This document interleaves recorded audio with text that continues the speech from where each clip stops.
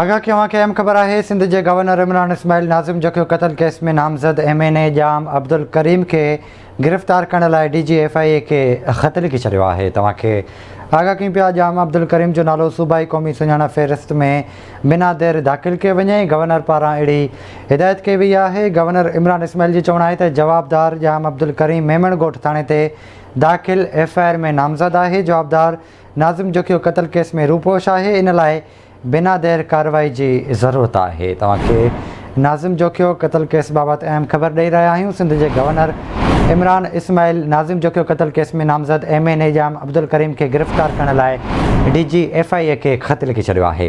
राब्तो कयो आहे कराची में गाज़ी झंडेर सां। गाज़ी आगाह कजो।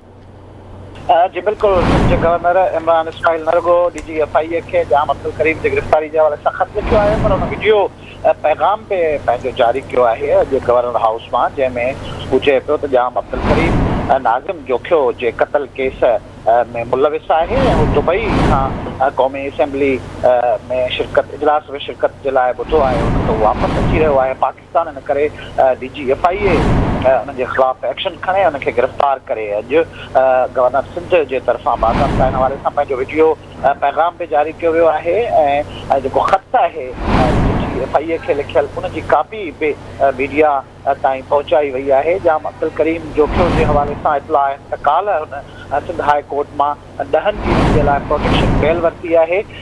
उनकी ज़मानत मंजूर थी है। जाम अब्दुल करीम जोखियो पंहिंजी ज़मानत वाली दरख्वास्त से गॾु पंहिंजी वापसी वाली टिकट भी मोकली है, जैमें 29 तारीख़ से 29 मार्च से इम्कानी तौर पर उनकी टिकट बुक है। उनके आमद जा इम्कान आहिनि।